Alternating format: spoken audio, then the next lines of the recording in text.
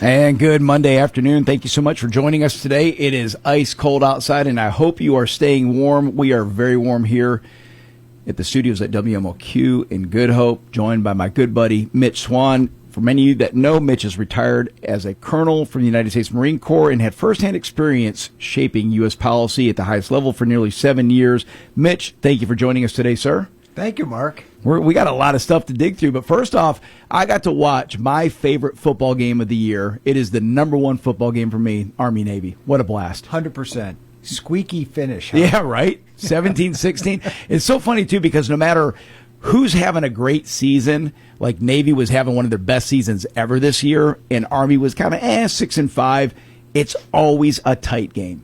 Well, you know what people don't appreciate because they're spoiled by the Bulldogs is that these young men and women that are playing any athletics at the academies, they're allowed to break their weight standards while they're performing, but they know when they get commissioned, you can't be 350 pounds, right? We don't have 350-pound linemen. So it's the most well-balanced team where the offense and defensive lines are they're kind of within the same weight standards and stuff, and so it's way more competitive. And that's why they get crushed when they go against a big, top 10 school or something. Well, and another thing, too, that people don't realize, that's a great point that you just made about the weight standards, but, two, there's no such thing as a 5-year senior in the Naval Academy or in any of the academies.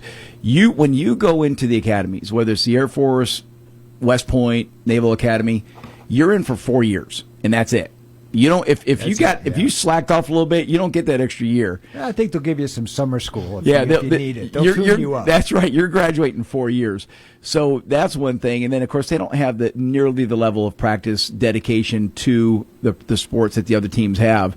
It's if you're the star quarterback at the United States Naval Academy, you are still expected to be fully engaged in your academic, whether your majors. Yeah, so it's and good behavior. I don't know. I'm sure this does happen at the academy, but I did NROTC. Okay. And a couple scholarship guys were like, "Hey, I'm getting close to senior year. I've got this." Then they went and did something so awful. They're like, well, we're not going to give you a commission. Oh, no. But we are going to enlist you. You're still going to serve. We're going to get our 4 years on you. Oh, another treat, too, if you're able to tune into the game early, they do this little tribute. I think they call it like a tease for the Army-Navy game. And it's about a 5-minute video where they do a tribute to the midshipmen and to the cadets, and it is just fantastic. And again, I never served my country. I never served in the armed forces. My son is the first in our family to serve. But every time I watch those tribute videos, Mitch, boy, I get choked up. Oh, sure. Well, you respect the schools, too, because they keep it. They're giving kids skills and education like STEM, And so there's science, technology, engineering, mathematics. And there's no woke classes. Yeah, that's right. Just to get a layup credit. They really work. And that's right. All of our universities just used to crank out just the best men and women. But you look at the academies, and you're assured that they're still doing it the old way. It's the beacon. Yep, no doubt about it. And we're going to do a show. We pushed this back. We were going to try to do it in December. Chastity, we had to push this show back into January, where it's going to be a little bit of a service academy 101. So if you have an 8th grader through 11th grader that has been considering going to one of the service academies, we're going to give you some information that'll hopefully show you how to get prepared, maybe answer some questions that you might have, and just to better understand the process. Because when my son demonstrated interest in the service academy, I didn't know anything about it. So it was like, boy, we had to get to work quick. So you really, we tell, well, if you're in 9th or 10th grade, you need to be thinking about it now. You need to be preparing. And if you're a senior, it's almost too late. You got it at a minimum in your 11th grade year. So that'll be a lot of fun. Mitch, I have a couple of things I've got queued up before our first guest comes in today. The first one is, I like to say this, you get what you vote for. When we just elected a Democrat over in House 121, it is critically important that voters understand the policies that shape the Democrat side of the equation, and there's no better example. The beacon on the hill for Democrat policies is California. And we're going to talk about it specifically as it relates to budgets. And depending upon how you do the math, they're anywhere between $497 billion to $1 trillion in debt. Okay? So $500 billion to $1 trillion in debt. And for 26-27, they're expecting to be at an $18 billion to $35 billion deficit. And this is because of their just ridiculous fiscal policies that they have. Oh, it's a fantasy. You think you're going to ever balance that budget? Oh, right? yeah. That checkbook to make it like personal. It's bananas when you think of this. This is a state with $1 trillion in debt. And it's because they, the massive social services, the how they, instead of getting to the systemic core of why they have a homelessness issue, just accommodating, appeasing, and enabling the homeless problem, social programs for illegal aliens, you name it. You talk about woke. That is the flower bed for wokeism over there. Well, I think there's a great deal of corruption. Agreed. We look at those fires that they had well over a year ago, and they did a concert. They raised $100 million to give relief to those struggling families that lost everything, and not $1 went to Made one it to the cause. single Yeah. person. Yeah, Isn't that frustrating? Yeah. No, but it's just, again, it's what you get. You get what you vote for. You have to be careful who you're putting into office, because you do not want to bring those policies and those ideas here to Georgia, in a state where we are fiscally rock solid. We have fantastic leadership. We have a balanced budget. I do not want that here, Mitch. That's just the last thing that we need in Georgia. I agree. And you see what happened to New York City, too. So, yeah, that's one of our great cities that has been struggling. But, Sure. they're like, hey, left wasn't working out. The problem is we didn't go left enough. They didn't go left enough. My Lord. You're listening to the Marc McMain Show. My buddy Mitch Swan's here joining me this morning. Mitch, a couple tragedies over the weekend. The one in Brown University, Rhode Island. This was devastating. And on cue, immediately those on the left come out and start screaming for gun control. I brought up a couple little statistics. Some of the worst tragedies that we have seen over the past 10 years, 20 years, didn't involve a gun. 2016, you remember the truck attack in Nice, France?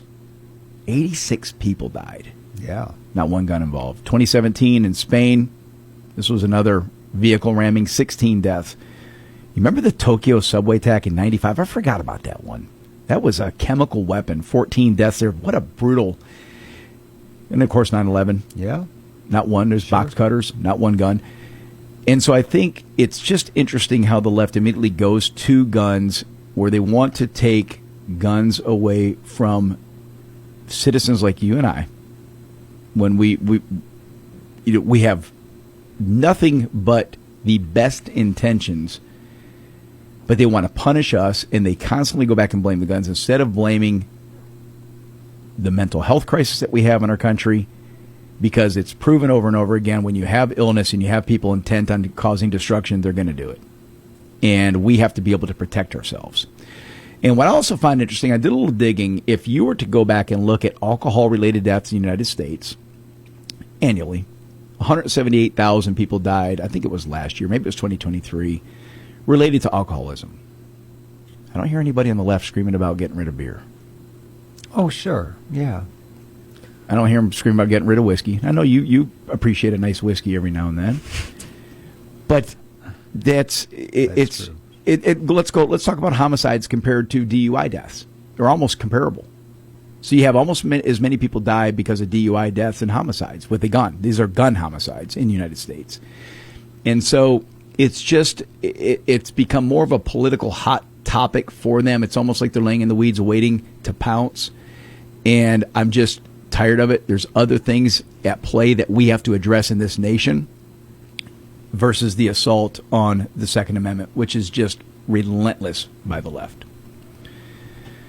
Well, I look at this, and it's an idea of governance. I've always believed that the best way to run a nation is to build cooperation where the whole country is working for a common cause, right? But they look for oppression. Look, Yeah. we're going to tell you what to do. That's right. But they can't do that if you've got firearms.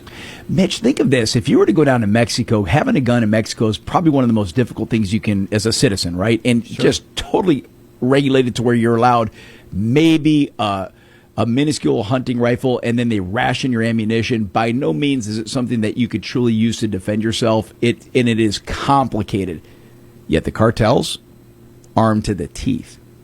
And Oh, sure. Give me $300 in Tijuana. I'll get you a firearm in an hour. And that's it. And you look at the gun deaths in Mexico are just Now, I don't know what the most recent statistics were, but obviously the gun deaths in Mexico are through the roof, and the citizens are completely unarmed. Sure. And that's what the left would love to happen here in the United States. That continued erosion of our Second Amendment. Well, the thing I appreciate, too, is that violent people that want to commit violence will do it with whatever they get their hands on. Now, I'm an Eric Prince fan. He is the former CEO, Navy SEAL of Blackwater. But he said, you know what the most underappreciated weapon is? Fire. I mean, if you really want to make a destructive imprint on a neighborhood, just get a couple cans of gasoline at night. Look what happened in California last year. Hey, I'm not planting ideas on people, but I mean, there's always going to be a way. And you went through a wonderful list there, or a horrific list, rather. But, you look at the Germany last year at the Christmas markets, and they're coming plowing through. Right. So there is always going to be a mechanism. And then if they don't have a gun, they'll go for the weakest people. And then you start to see what happens in schools and things like that. Well, and then you're seeing the knife attacks, right? That's on the rise. Those are not just Ukrainian woman on a subway. That was brutal. I want to be in a subway system where my kids feel safe. I feel safe. Yeah. Just god-awful terrible. But and again, going back to the knife attacks overseas, you have those on the left over in Europe are now calling for the banning of specific knives, like no more butcher knives with a sharp. So go to your butcher block in your kitchen, and they want to get rid of those knives. So they want to leave us with butter knives. I mean, it's just mind-blowing. You just can't make this up. Before we take a break, I want to give quick shout-out to American Airlines. My son was up in New York City, coming back. Bad weather up there, got delayed. And it wasn't just American Airlines. Everybody got delayed. And I have to admit, I was a little frustrated with them. I'm trying to help my son navigate this because this is his first big trip that he's taken on his own. So, we're trying to make a couple phone calls. I got this guy on the line last night at about 10 o'clock from American Airlines. The dude was a rock star. Just absolutely went to bat. Got my son on a flight way sooner than we thought he would. And now he's on his way back to Atlanta. Hopefully, no more delays. But, we all love to complain when things don't go our way. When a company doesn't do the right thing, this time they made it happen. So quick shout out to American Airlines. Oh, outstanding. Yeah, absolutely. You're listening to the Marc McMain Show. When we come back, Courtney Wright with Walton and Powers.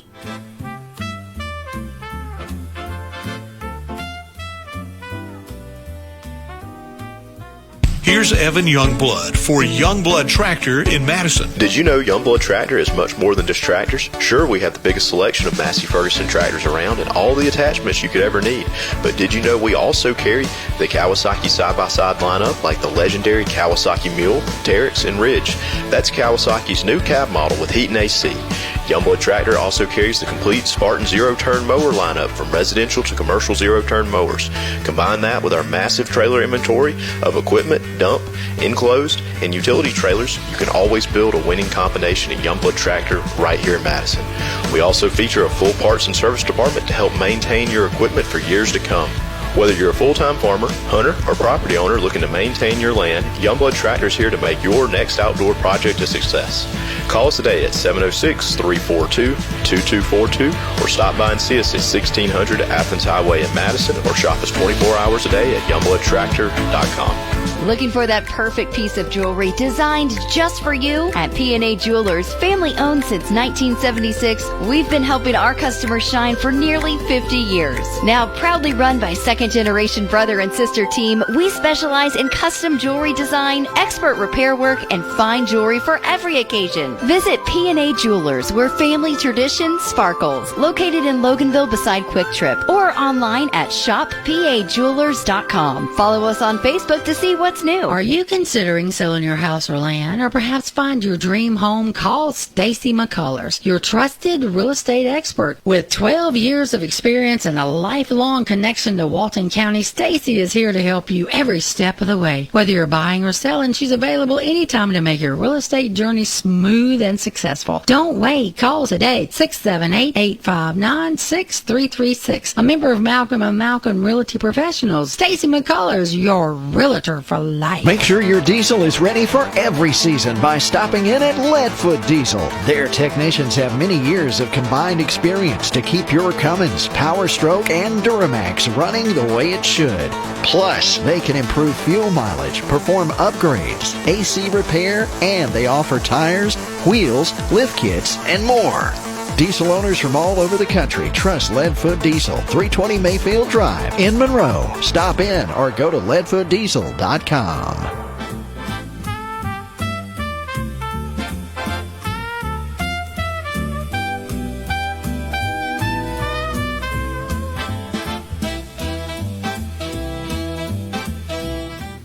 And welcome back to the Marc McMain Show. I got Mitch Swan hanging out with me today.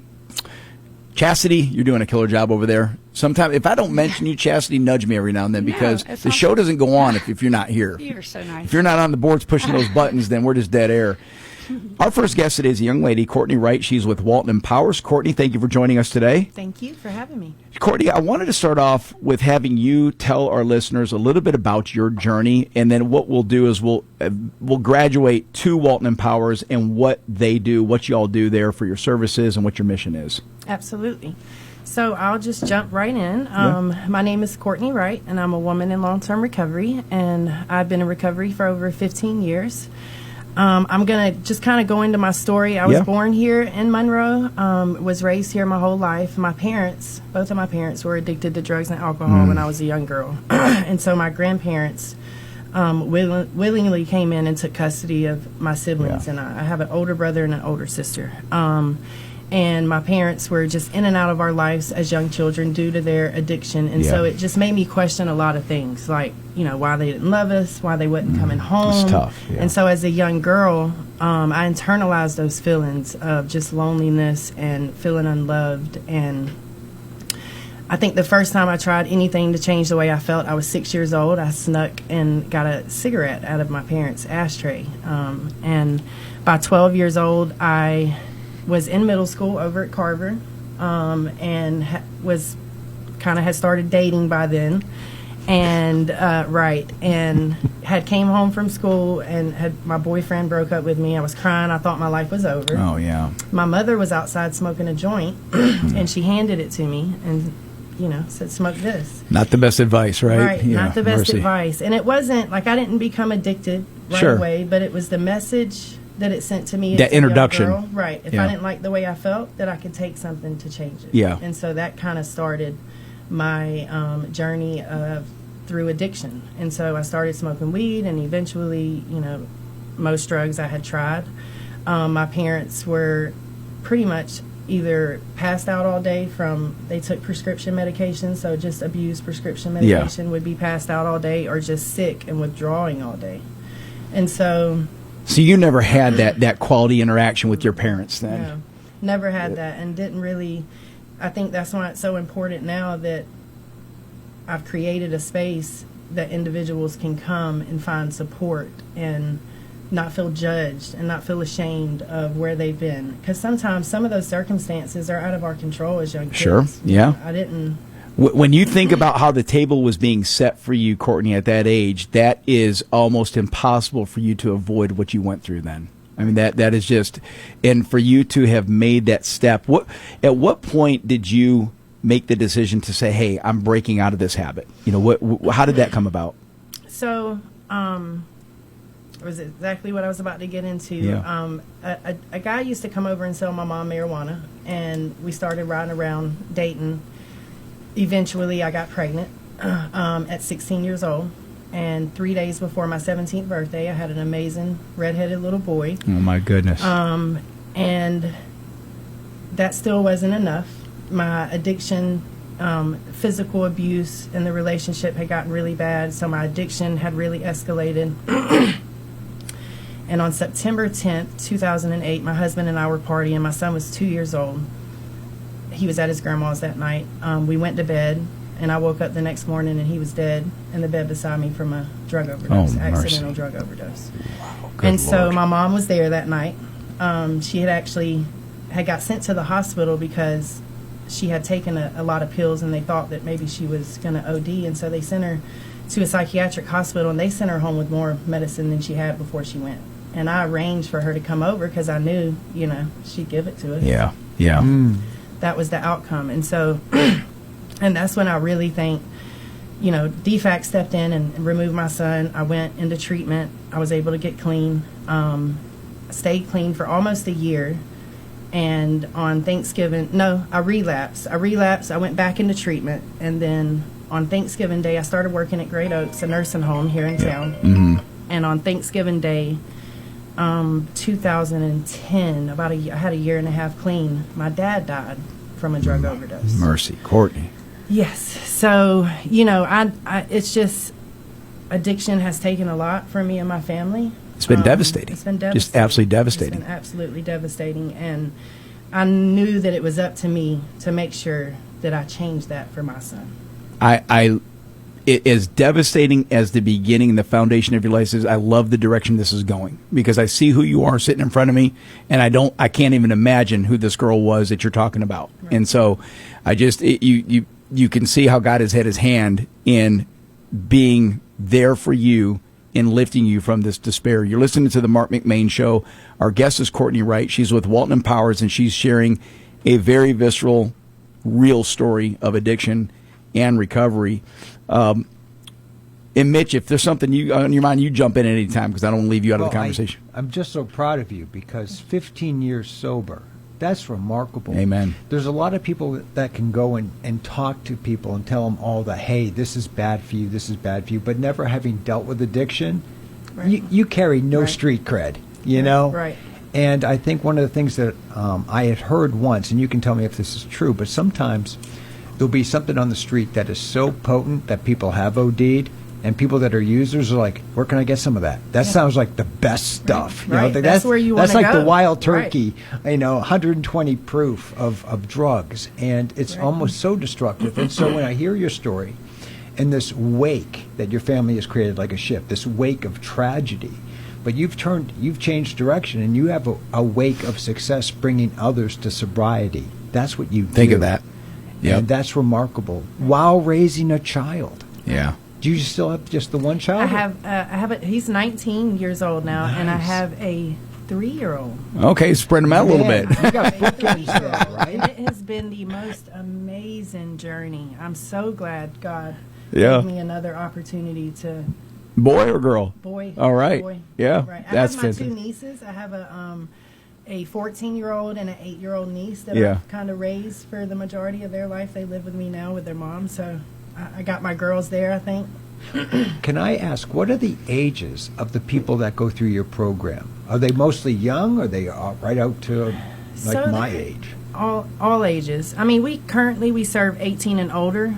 I am working on actively right now, working on opening up a youth organization so that we can have a youth program and just have it completely separate. But right now it's 18 and older. I mean, all the way up to probably as old as 70. Well, let me ask you this. At what point did you have the addiction, you go through a couple episodes of recovery, the recovery is lasting now, so you made the decision, hey, I want to get clean, I want to do something with my life. So then at what point did you say, hey, I want to help other people now? I've beat this, and I can show other people how to beat it.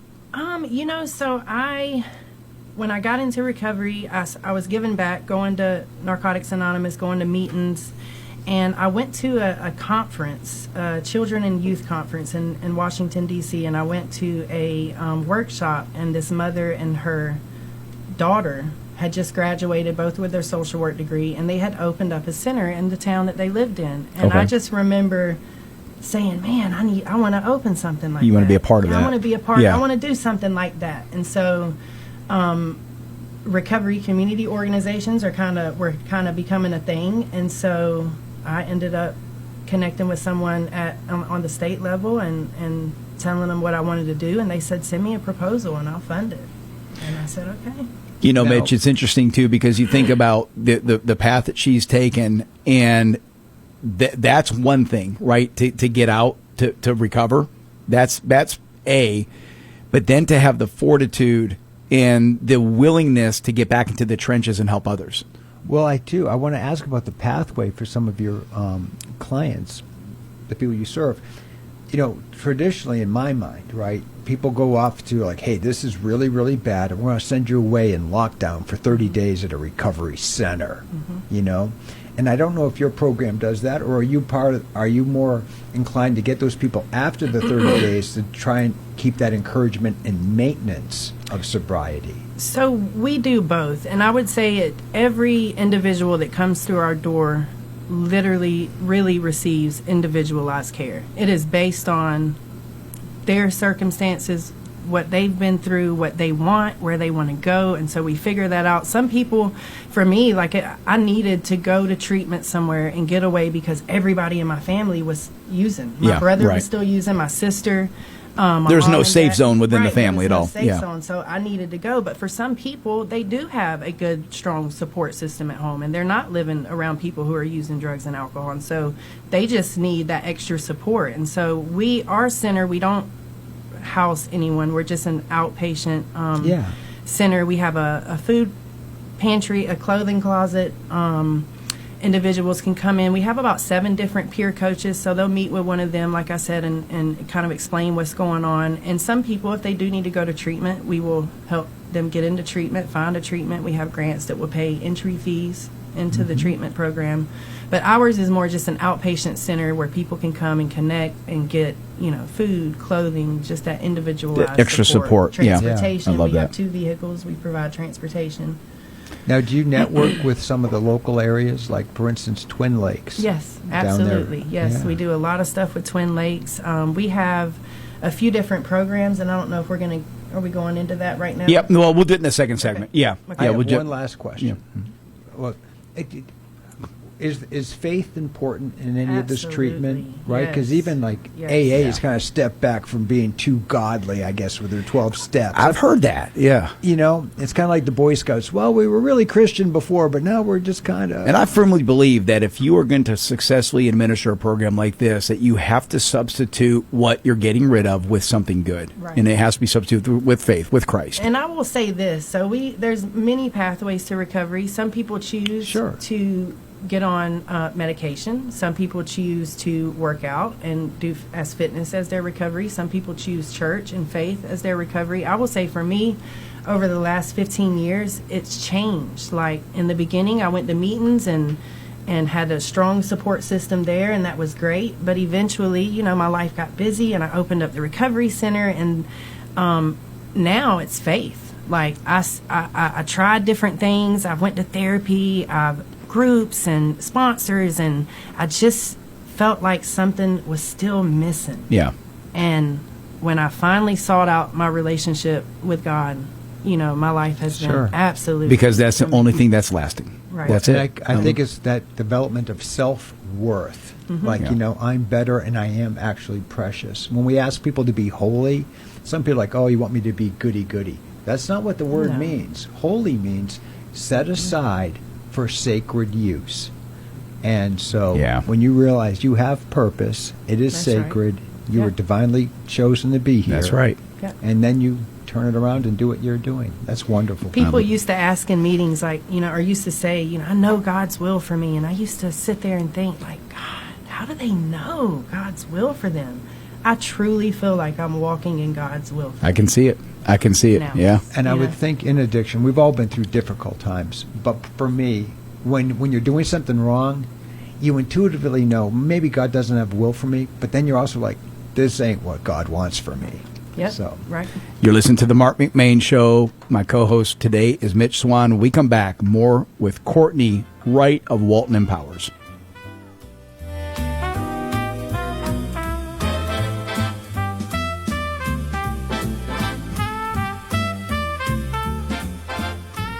One of the fun parts of Christmas is the dazzling light displays. Some are tasteful and elegant. Others are a little over the top.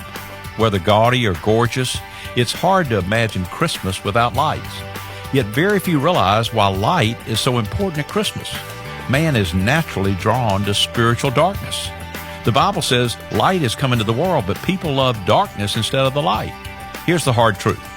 The light of Jesus exposes the sin in my heart and yours. Fearing that exposure, we reject him and choose to remain in the dark. Bad mistake. His light keeps us from stumbling through the darkness. Christmas is the annual birthday celebration of Jesus, the light of the world, who came to dispel the darkness. Christmas lights are a reminder of Jesus, who overcame the spiritual darkness of this world. This is Bryant Wright, wishing you a Merry Christmas, speaking right from my heart. For devotions, visit rightfromtheheart.org. Make sure your diesel is ready for every season by stopping in at Leadfoot Diesel. Their technicians have many years of combined experience to keep your Cummins, Power Stroke, and Duramax running the way it should. Plus, they can improve fuel mileage, perform upgrades, AC repair, and they offer tires, wheels, lift kits, and more. Diesel owners from all over the country trust Leadfoot Diesel, 320 Mayfield Drive in Monroe. Stop in or go to leadfootdiesel.com. Your family and friends will love the Christmas gifts from Stripling's General Store. See their huge selection of holiday gift boxes with smoked sausage, country cured ham, beef jerky, jellies, old-fashioned hoop cheese, barbecue sauce, and more. Choose a pre-made box, or you can put together a box that fits your needs and budget. Jimmy Cap, his family and staff wish you a Merry Christmas and a Happy New Year. Stripling's General Store, Highway 78 East and Highway 53 in Bogart.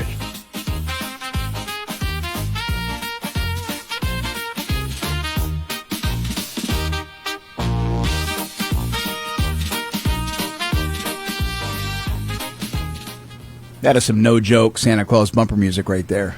We went full bore. It gets heavier and faster pace the closer we get to Christmas. Yes. Right? We go from real country to real Christmas. Well, next thing is going to be heavy metal Christmas music. Yes, we get it. I love it. I love it. You're listening to the Marc McMain Show. Mitch Swan is my buddy here with me, and we're interviewing a young lady, Courtney Wright, Walton Powers.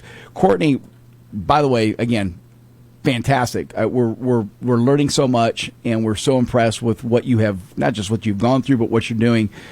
What advice would you give to somebody who's, say, in that early phase of recovery or contemplating, right? They're at that point of, I got to make a change. I would say find somebody, one person that you trust and that you feel really has your best interest at heart, and let them know what's going on. Just let them know. Just let somebody in, because if you don't let anybody know, we can't help. Can't do it alone. You can't. Yeah. And you can't do it alone. It's too much to carry on your own. Tell us about Kathy Bedell. I know she's, am I saying her last name right? You told Kathy me in the Bedell, yes. Bedell. I blew it again. All right. So it is actually so we met, her daughter was my best friend growing up. And so I practically lived at her house for a couple years when me and her daughter were really, really close, when she was going through probably the worst of her addiction. Mm. And so then we reconnected in Narcotics Anonymous once we were both in recovery. And then we were able to, she wanted to open something and she was wanting to do something, I was wanting to do something, and so we just partnered up and we were able to open Walton Powers. Perfect team. Yeah, yes, absolutely. Yes. Mitch, I know you were curious about and I am too, about the foundation or how long this has been going on, because I don't know if we discovered that, but that was something you wanted to pick a brain on. Yeah. When did you start this up? We started in January of 2021. Our doors opened January 1st of 2021. So we've been open almost 5 years now. Yeah. We have several different programs. Our Addiction Recovery Support Center, which is off Alcovey Street, 226 Alcovey Street, Building D.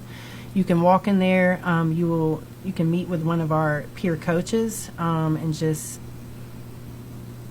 get with them, talk about what's going on, and they can help kind of guide you in kind of that initial icebreaker conversation. I lost my train of thought. I get it.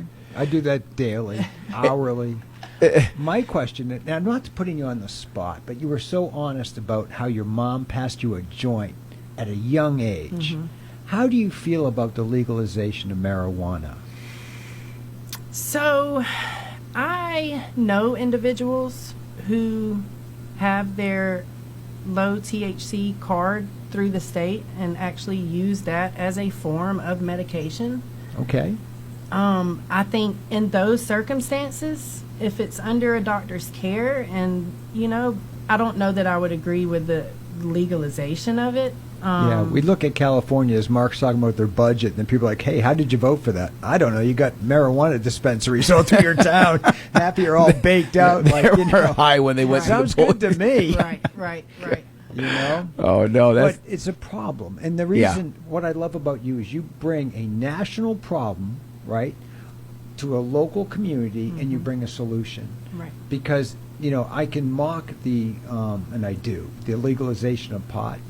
But you can go to any convenience store, any gas station now, and buy a synthetic version of it that hasn't been banned because it's not technically been. Yeah, they found a loophole. In my opinion, if they legalized it, maybe it wouldn't be as dangerous. Maybe people are going to go and do it anyways. Yeah. Like, I mean.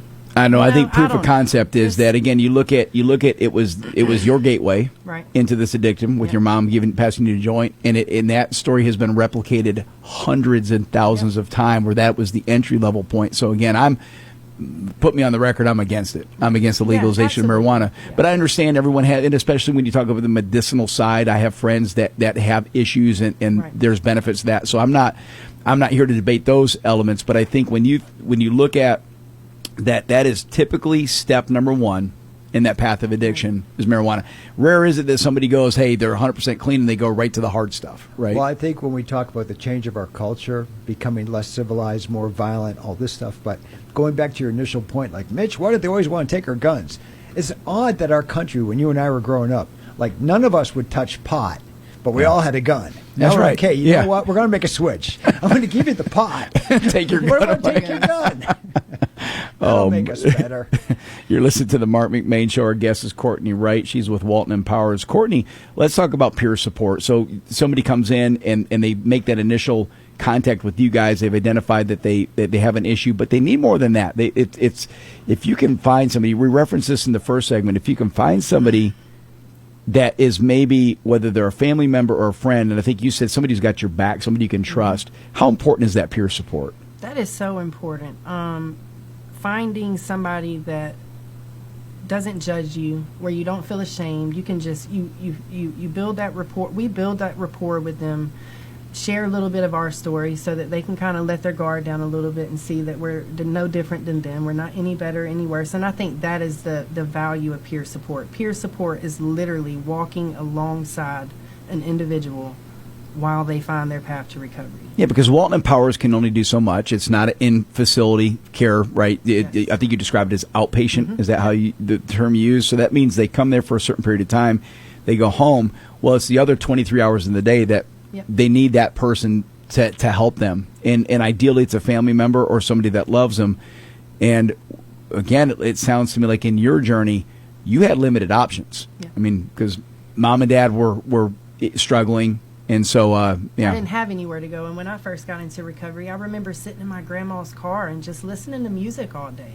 There was nothing and nothing, nowhere. No place to go. No place to go. And so now individuals, when they don't have any place to go or it's unsafe to go home, we literally will have individuals just come up there and hang out at the center all day. You know, we have a group room and we have a game room, and they'll just come hang out, a safe space to go and hang out. Good environment. I remember when we were running for office, one of your passionate things, Mark, was homeless. Yeah. You know, the homeless issue. And, you know, there's people out there that are just mentally ill, but I'm curious, looking at you, how much of it is just drug spiraling to, hey, I used to be in a house and now I'm living in the gutter? I think a lot of it is. I really do. I think a lot of it is trauma, addiction, mental health. I mean, I think it's a combination, but... Yeah. And probably families that have had enough, right? You know, turn their back instead of being that peer and getting them help, saying, hey, you know what, I want you out of the house. Well, and some families that don't know, you know, it's hard. They don't know how to handle it. Yep. And so that's another thing that we do. We will work with families. We have families. To kind of educate them and how to help their...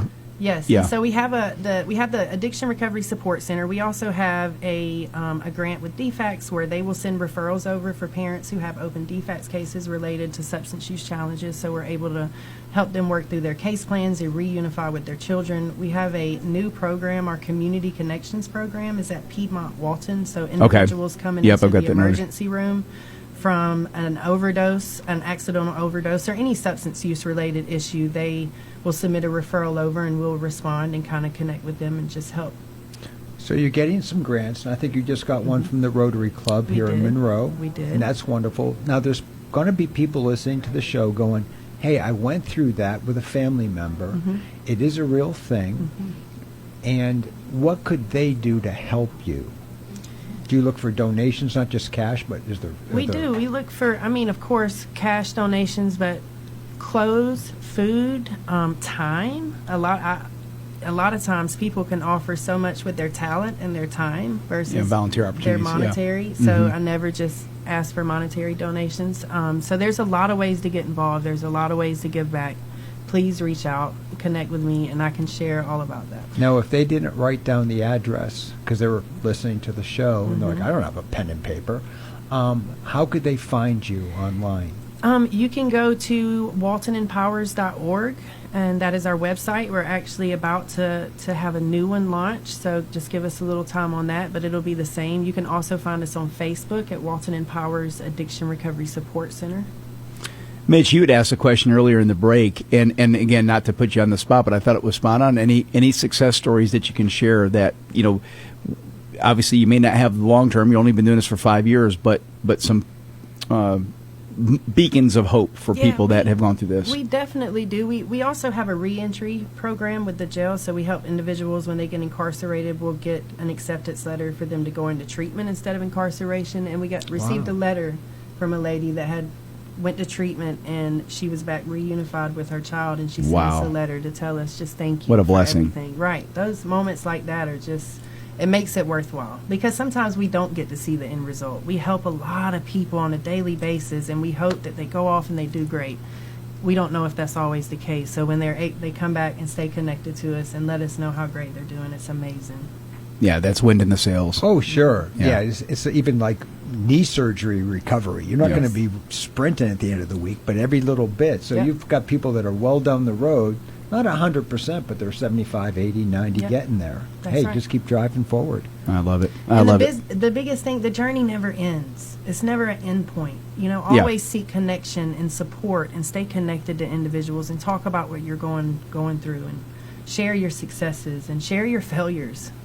I know you talked about the services in the last minute. One more time, recap the services that you guys do provide, because we kind of touched on that in the first segment, and then one more time we'll kind of go through how people can contact you. So we have our Addiction Recovery Support Center. They can come in and meet with a peer coach. We have probably about 10 different support groups throughout the week. I have a schedule that I can send to you guys. I don't know, or is posted on our website. And we can put it on our Facebook page too, so send it to Chastity and she'll get on our Facebook page. Yes, we provide transportation to everyone that we serve. Okay. If they're in services, we have grants that will pay their entry fee into a detox or a treatment center. Fantastic. Just a food pantry, a clothing closet, a lot of different services. So just get connected with us, and we will. And the website one more time, waltonandpowers.org. waltonandpowers.org. Great. Good deal. That's fantastic. Courtney. And the phone number, 770-266-6788. 6788. And you're off Alcovey Street. Yes, sir. Courtney, you're fantastic. I greatly appreciate you taking the time to visit us today. Thank you. Thank you for having me. Well, this is this is interview of the year. Even though it's only been a short year for us, this is absolutely fantastic. Thank you. You listen to the Marc McMain Show. When we come back, we have the Chairman of Commissioners for Oconee County, Mr. John Daniel.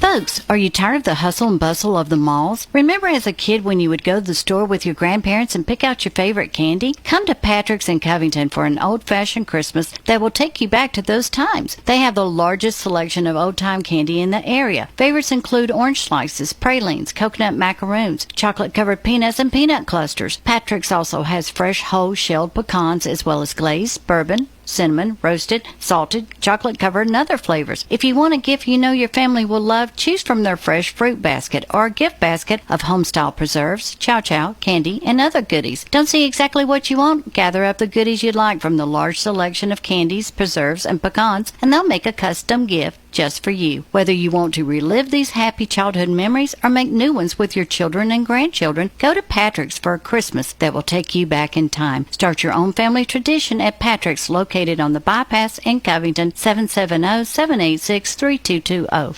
Hey, this is Doug. And this is Robbie. We own and operate Foy Tree Service. When you need tree cutting, stump grinding, lot clearing, mulching, firewood, and more, call Foy Tree Service. Serving Morgan County and surrounding area area since 1987. With top quality service and fair prices, we take pride in our work, and we do everything to make sure that you are a happy customer. That's Foy Tree Service. Call us at 706-342-8733. That's 706-342-TREE. When your windows need cleaning, you need Moreland Window Cleaning. They're a Christ-centered, family-oriented business that takes pride in treating your home like it's their own. They provide affordable and reliable window cleaning services for your home or business, both exterior and interior. Give them a call for your free quote today, 770-298-8370. Moreland Window Cleaning. They guarantee crystal clear views every time. That's 770-298-8370. When you walk through the doors of Campton Restaurant, you're not just here for a meal, you're part of a tradition. I'm Josh Parker, fourth generation owner, and for nearly 40 years, families in Walton County and surrounding areas have gathered around our tables to share stories, laughter, and good Southern cooking. From crispy fried chicken to heart-healthy daily specials, there's always a plate waiting with your name on it. We're open Mondays for lunch and Tuesday through Thursday from 11 a.m. to 8:30 p.m. and 11 a.m. to 9 p.m. Fridays and Saturdays. So come on by, make yourself at home, and experience Campton Restaurant, where family tradition meets every meal. Keep your vehicle looking and running like new with help from the Wow Express in Monroe, offering a state-of-the-art drive-through vehicle car wash that includes free vacuums, window cleaner, and so much more.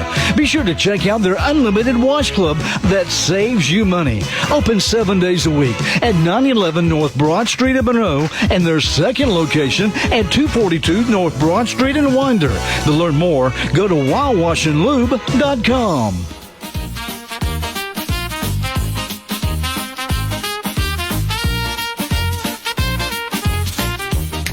Welcome back, Marc McMain Show. Mitch Swan is my co-host today, and our next guest is John Daniel. He's the chairman of the Oconee County Board of Commissioners. John, how are you doing today, sir? Doing great. Thanks for having me. Absolutely, absolutely. John, tell our listeners a little bit about yourself before we get into some of the nuts and bolts of what's going on in Oconee County, but tell us about you, your family, and background. Yeah, so I'm a 1985 graduate of Oconee County High School. My wife and I have been married for 38 years. We got 5 kids, all girls except for the 4 boys. The top 3 are married, and so we have 6 grandchildren now. Oh, my goodness. They're all boys except for the 5 girls. Yeah. Oh, that's great. And I met your wife. She's a beautiful lady, lovely lady. Well, thank you. I appreciate you, taking the time to visit with us. So tell us, John, what was your original motivation to get involved in the commission for Oconee County? So we, I guess anybody who runs for office got a little bit of arrogance in them. I just thought I could do a better job than the people that were up there at the time. So I threw my name in the ring and was lucky enough to get voted in by the voters. So I served about a term and a half on the commission, and then became chairman in 2017. Wow, so that's 8 years you've been chairman. Yes, yeah. That's a good run, real good run. And, I think the surrounding areas, everybody has an immediate appreciation and respect for the organization of Oconee County, how the county is run. No place is perfect. We get that. We all have our challenges that we're facing, especially when it comes to growth. But I think you guys do a really good job in running that county. And the proof in the pudding is everybody wants to come to Oconee County. Well, I don't want to deliver fake news, but I think I read somewhere that Oconee was voted safest county in Georgia to live. Wow. Yeah, we have a great team. Our current board we work really well together and have some lively debates sometimes, but when the vote's taken, everybody's on the same page and moving forward. And then we had a lot of good leaders in the past, too. I think of Chairman Wendell Dawson, who kind of set up what's happening over at Epps Bridge with that big commercial regional area there. When you ran for chairman, what were some of the key things to you at that point? Keep in mind that was 8 years ago now. Man, time flies. But what were some of the big issues that you were dealing with then, or maybe points of interest that you wanted to put your attention to? So it was transportation and infrastructure were kind of the main things. We were lucky enough to get T-SPLOS passed when I think it was 4 years ago now. So we're doing a lot of focusing on intersection improvements, We've got several county road intersections that are have high accident counts, and so we're putting roundabouts in at 5 of those intersections. We've got 1 completed, 1 under construction, 1 fixed to start construction, and then 2 in design. And then we were able to, we'll pave about $10 million worth of paving this fiscal year because of T-Splosh coming in. So just focusing on fixing those problems that we have.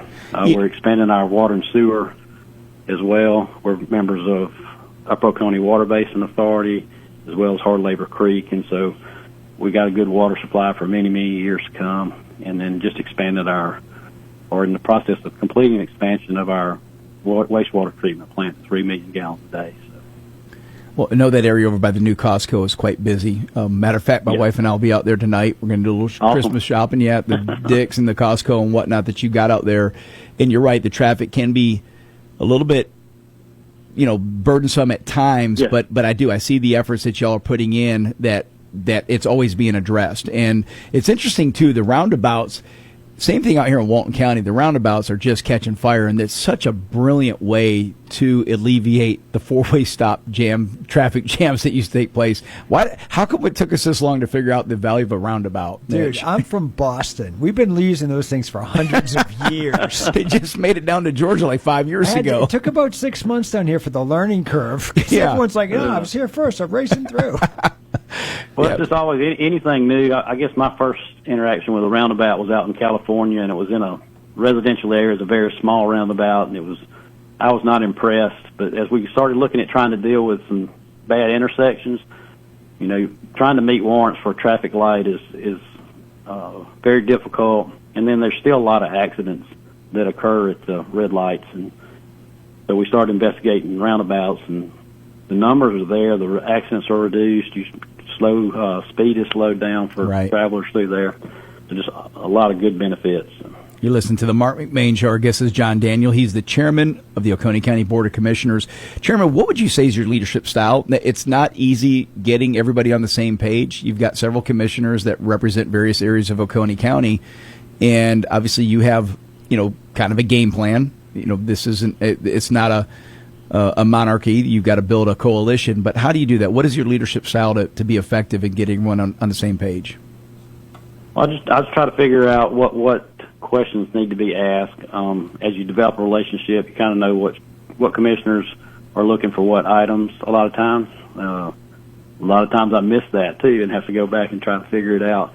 But we have a great communication. I think good communication is key, too. So when I do stumble, one of the commissioners will come up and talk to me, and we'll figure out how to get things straightened out. So it's just building that coalition like you talked about. How do you balance the constituents over there between wanting to build and keeping it rural? Because I'll be honest with you, I came up the Oconee Connector the other day, no joke. For about 2 or 3 seconds, a nanosecond, I stopped where it meets 316, and I didn't know where the hell I was. Because they have taken down every tree, Yes. It was none of my visual points of reference were there. They're all gone. Yeah, I'm like, what? Put a roundabout in? That kind of thing. How do you balance that? Because I know everyone out there really kind of likes being out of the city, but they like the convenience. Yes. So I think our comprehensive plan is the key there. If you go back and look at the first planning map that was done, it's not changed much over the last 55 years. So trying to keep that southern end very rural, and then keeping the northern ends where your commercial and residential is designed to go. And I think the boards have done a great job of following that comprehensive plan, and hopefully as long as we keep doing that, I think we'll be able to keep that balance good. Well, and I'm going to let you toot your horn just a little bit for all of Oconee County, because it is often recognized as one of the most desirable places to live in the state of Georgia. What makes Oconee County such a great place outside of the leadership? Because Mitch just referenced something there, and you're right, Mitch. When you drive through Oconee County, you have your pockets of development, right? There's little areas where there's things popping up. We talked about the Costco, which is just right over the line. It's in Oconee County. But then 2 minutes later, you're in some of the most beautiful country farmland, picturesque setting you could ask for. And that is really what makes Oconee County so unique. Yes. Well, it's the people at the end of the day. People that value education, value community, and are seeking a high quality of life, and that's what people are drawn to. Respect for our law enforcement and support for that group is huge out here. Yeah. So.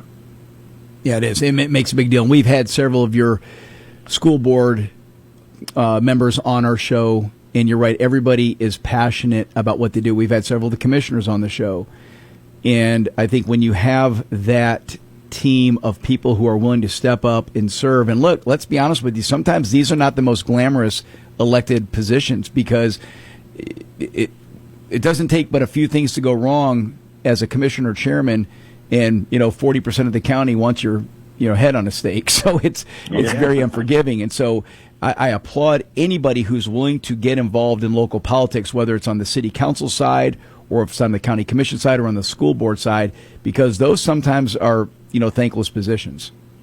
Yes. And like I said, all our group really loves serving. Just looking at the stuff we're being able to get done and maintaining the quality of life that we have is very rewarding.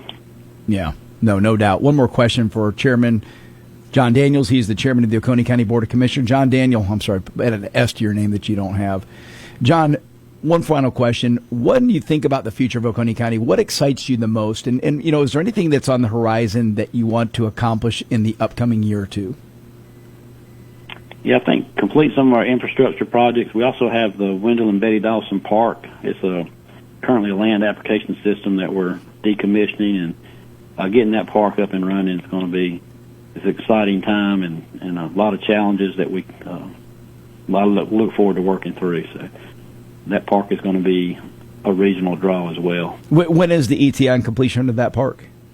So we're in design and getting cost estimates now, but we're hoping we can start moving some dirt the middle of next year, going to bid in the second quarter, and maybe start moving dirt June, July. That'll be exciting. Yeah, that's great. Something to keep an eye out for. You're listening to the Marc McMain Show. Our guest is John Daniel. He's the chairman of Oconee County Board of Commissioners. Chairman, I appreciate you taking the time from your busy day to visit with us, and we look forward to having you back on soon. Thank you, sir. Have a good day. You too. Marc McMain Show. When we come back, Mitch and I are going to dig deep into 4 big subjects. You're not going to miss this, Mitch. This is what we got queued up for us in the second hour. We're going to talk about the narco trafficking going off Venezuela, and Trump's, put his thumb down. He said, "Hey, game over. That's done." So that's going to be first segment. We're going to talk about the Russia-Ukraine war. This is your wheelhouse, if you will, to a degree. I want to find out your perspective if you think there is truly a chance for peace, because it was looking good a couple of weeks ago. I don't know about now. Segment 3, we're going to talk about global terrorism. We'll reference what just took place over in Bondi, Australia, the horrific tragedy over the weekend. And finally, Latin America. Where are they shifting? Are they becoming more conservative, or are they becoming more liberal? It's really a myriad of both, and so I want to dig deep on what's taking place south of our border. We'll be back in just a minute.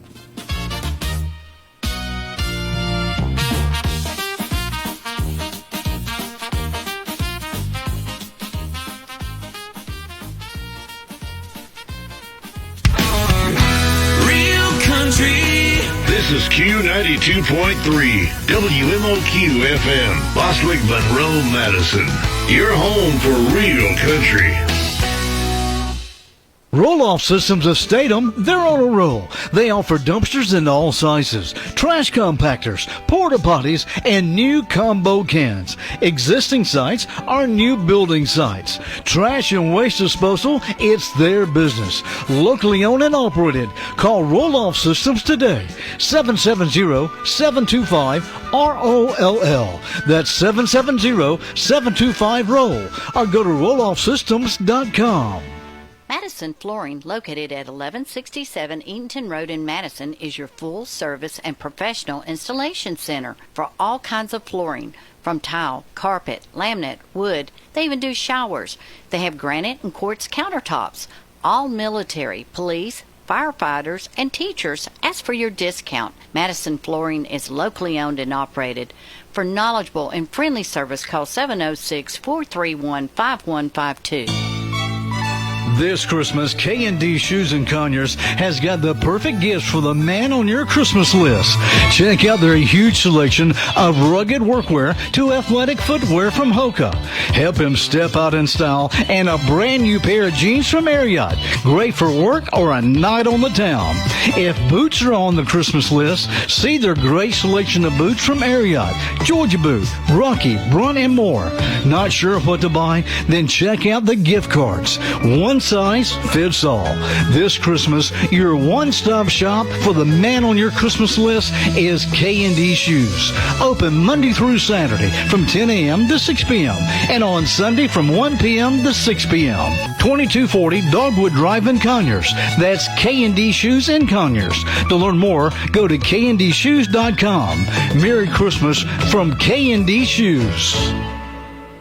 Historic Rutledge Hardware is your one-stop shop for lawn and garden. They have soil, mulch, fertilizer, herbicide, pesticides, bonnie plants, flowers, and so much more. They've got you covered for your home improvement projects like painting supplies, power tools, plumbing, and electrical. They're even a Carolina cooker dealer offering cast iron cookware and stew pots, commercial cooking smallware, camper supplies, and so much more. Rutledge Hardware, making customers happy since 1891. Located at 116 Fairplay Street in Rutledge. Here comes the season for believing, and you better believe that Covington Ford wants to be your number one local Ford dealer. To prove it, they're giving you a lifetime powertrain warranty on nearly all new Fords they have in inventory. For instance, pick a new F-150, get 0% for 60 months below invoice pricing, a lifetime warranty, and one less worry on your plate. Some restrictions may apply, so call for details 770-863-3432, located in Covington.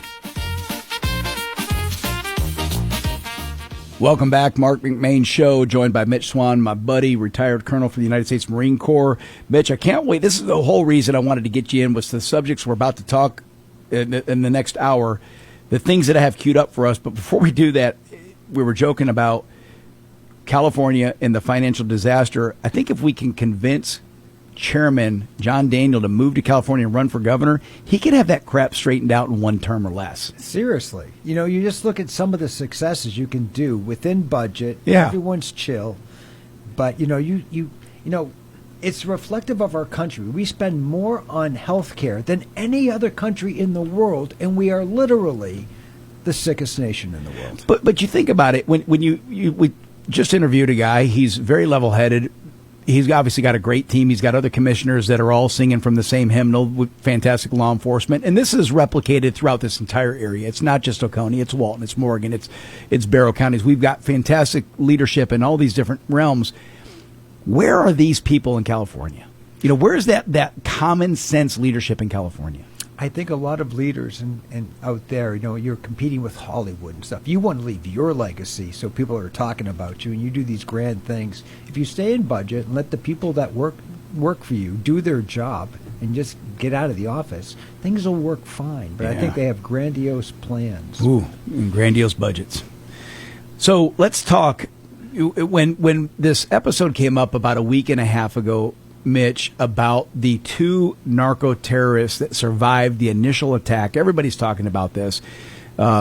Many in Congress, even some on the right, are now starting to point the finger and trying to sound real self-righteous, and it just drives me nuts. So you had the two narco terrorists that survived the initial attack, and then I guess in round two, they were finished. And so you actually had some in Congress start referencing war crimes. And what nauseates me about this, Mitch, is that those that are complaining about what our military did to remove these narco-terrorists from the face of the earth so they stop importing their death to our country, they are more concerned about the lives of those two bandits than they are the tens of thousands of people that are dying every year because of drugs. Yeah, a lot to go here. First off, maritime law. Once you're 12 miles out and you're in international waters, you're not flying a flag, you are operating illegally. You're a pirate. You are a damn pirate. Yeah. And Thomas Jefferson, we famously sent the Marines over to the Middle East, to fight pirates because they were stealing from us. They were hurting our economy. These guys, to your point, are killing young Americans. Yeah. they're causing these addiction problems that we just talked about Yep. 2 segments ago. So you've got to have some pain and some downward. There has to be risk to doing this, and I think we've gotten to a point where people feel that there's, drug use isn't that bad, and they're just good guys trying to feed their families, and Yeah. they'll blame us because there's a demand. No. That's true, but we can put the wall up. But I also would add to this, as we talk about Venezuela, this isn't just about drug runners. That's probably the most palatable reason to get engaged with Venezuela, but there is a lot to be said by a lot of think tanks that the election at the end of 2024, Maduro did not win. And the people, that nation was the 3rd richest country in the world. They had a great life. Like, if you don't want to live in the U.S., you'd want to move to Venezuela. So it had trajectory, yeah. A couple decades ago. But that shifted. Now, there's some reasons for that, and I'm just going to blame it 100% on John Kerry. In 2013, John Kerry said the era of the Monroe Doctrine is over. That's the same year he said that, and then China came out with, I'm going to do Belt and Road Initiative. He rung the dinner bell that everyone could now get their fingers into the politics, the economy, the cultures of South America. We never intended that, at least not the current administration. We have to get back to that. So we take our hands off the wheel, and then immediately China fills that vacuum. Oh, my God. How long did it take before they owned the Panama Canal? And Trump's like, we're taking that back. Yeah. We gave it to them, but you can't re-gift our gift, You listen to the Marc McMain Show. Mitch Swan and I are discussing the 2 narco traffickers that got blown up off the coast of Venezuela. Let's go back to that just for a second, Mitch, and then we'll dig a little bit deeper into the politics side of Venezuela. And that'll dovetail nicely into what we're going to talk about in the last segment. Let's go back to that exact situation, because a lot of people don't realize these are drone strikes, right? These are not up close and personal. It's not like they have a helicopter going up and blowing these guys out of the water. These are drone strikes for the most part. And when this happens, and you have 2 survivors, and those survivors apparently were trying to get back into the fight, and the job is completed, they finish them off. When you have those in our administration, especially in Congress, that are calling for war crimes against those who went back and completed the job, what were they expecting our military to do? Were they expecting them to fly a helicopter out there and rescue these people? Would you want your son, if he was a helicopter pilot, to be approaching a terrorist, now reaching a hand out to lift him out of the water, when more than likely that person's going to be carrying a sidearm to take whoever they can with them? Listen, we're so off our rocker right now. If they did save them and brought them back to the U.S., some assistant district attorney would probably say, release them, no bond, and give them a hotel room. And some SNAP benefits. Right. Well, I will say this. We also obviously have a strong intention down there. We have 11 warships and 15,000 troops of some manners, sailors, Marines, Army. They're not there just for drug interdiction. And we need to hit some national objectives. And I think that what that is you have to understand Venezuela has great influence from China and Russia and other things. And we're like, look, if we're going to take back Latin America, then we need to start here. This is the domino. So you think that's ground zero? That's what I think. Do you think, is this Trump, is he showing this strength to get Maduro to step aside, or do you think that there's going to be some force behind this? Ideally, that would be course of action number 1. Just rattle his cage enough, the man's like, hey, you know what? I'm going to move to Montana, and you will give me money, and I will be left alone and have a great life. Yeah. Do we have to take him? No. But we can send him to China, right? Listen, exile him to China. When we tried to get Bashir Assad out of Syria, we throw a lot of treats on the table and say, look, we can do it the easy way, and you're going to have a great life. We can do it the hard way. So far he's still outlasting us, kind of. Well, not anymore. But when I look down there, we've got some objectives that need to be met, and I would agree that I wouldn't have made this necessarily course of action number 1. There's certainly diplomatic things we can do, right, and put some pressure on them and try to. But that's long and slow. And I think that this administration wants points on the board. They want results. At the end of the day. I think we all live in a world right now where we're so frustrated where, hey, give me the Epstein list, nothing happens. Give me this, nothing happens. Give me this, nothing happens. I think this one we're just going to rip the Band-Aid and say, yeah, we're going to do more of this, and people don't start listening to what the president says to do. You're listening to the Marc McMain Show. Mitch, let's talk about this. So let's say he is effective in getting Maduro to leave. They get a new regime in, and things begin to calm down in Venezuela, especially as far as narco trafficking is considered. Is Mexico next? That's more delicate. Well, it's a huge we're their biggest trading partner, so there's leverage we could do for them, on them, to make them comply. That's a massive country. We have many people living here that have relatives down there. It's not unlike Iraq and Iran. Lots of families got divided between, shared things, and so. But there's many that feel that the cartels are become so powerful in Mexico that they do have tremendous leverage within the government, within law enforcement, within the military, and that you may have to cut off the head of that snake, and the head probably is the cartel down in Mexico. I think there's a lot of governments that support cartels myself. You can't have billion-dollar industries and say we don't have our beak in that somehow. I mean, I'm not going to be a punk here, but when we went into Afghanistan in 2001, in November-ish, if you had looked at a New York Times article from April of that year, they were praising the Taliban for having eradicated opium growth over there. They had been doing 20,000 tons of opium production. Taliban took it to 600 tons. That was dramatic. Next thing you know, within a year, we've kicked the door in. We say we don't want the opium. By the time we withdrew so awfully recently, they were up to over 100,000 metric tons of production. Good Lord. You're like, how did that happen on our watch also? Yeah. That's frightening. It's a weird world, man. It is. You're listening to the Marc McMain Show. When we come back, more with Mitch Swan. We're going to discuss the Russia-Ukraine war.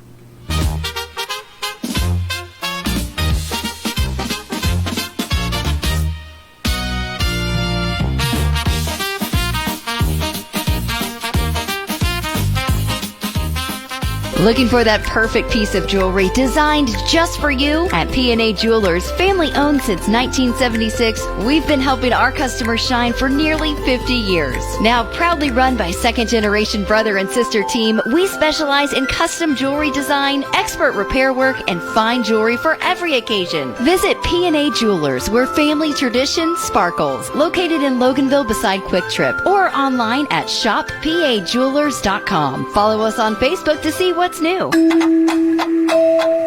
There's something about a clock. It keeps working even when you don't think about it. All day, all night. Behind the clock is a machine you'll never see. Always reliable, always accurate. It wasn't a mistake when we named our heating and air company Clockwork. Yeah, some folks call us and ask if we can fix their watches. We can't. But we can fix your furnace and air conditioning brilliantly, so it runs like a clock. Runs when you're not even thinking about it.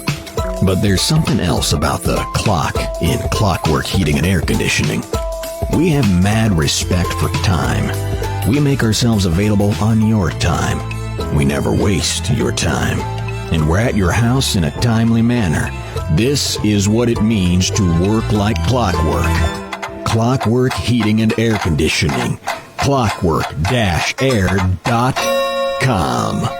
Do you have unwanted or scrap gold and silver jewelry just lying around? What about sterling flatware or gold and silver coins and bars? Madison Coin and Bullion will pay top dollar for any precious metals you own. Madison Coin and Bullion also offers a large selection of gold and silver coins and bullion available to purchase at competitive prices. And if you're looking to purchase jewelry at a considerably lower price, look no further than Madison Coin and Bullion. Madison Coin and Bullion, located at 2492 Eatonton Road in Madison, open Tuesday through Saturday from 10 a.m. to 5 p.m. Anytime is a great time to make memories at the Yellow River Wildlife Sanctuary in Lilburn.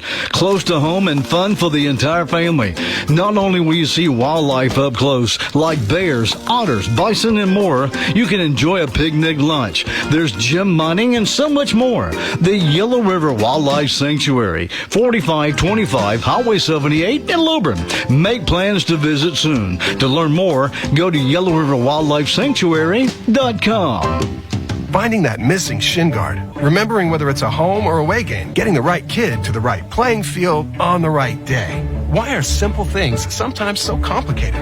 Thankfully, with auto owners, insurance doesn't have to be one of them. We work with independent agents who keep insurance simple so you can worry about more important things, like not being that fan. Come on, Ref. This is Esther Peters at Jim Boyd & Associates, Madison, Georgia, 706-342-2411 or jimboydagency.com.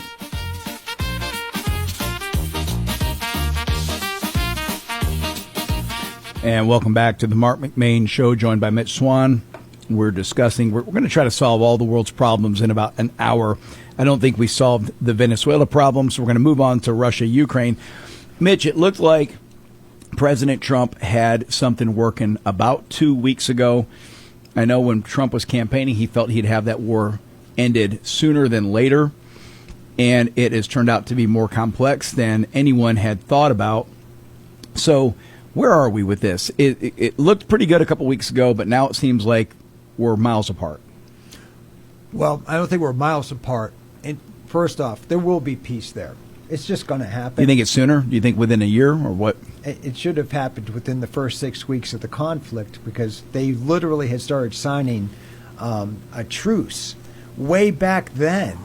And then Britain stepped in and said, oh, no, you're not signing any more pages. We're going to fight this thing.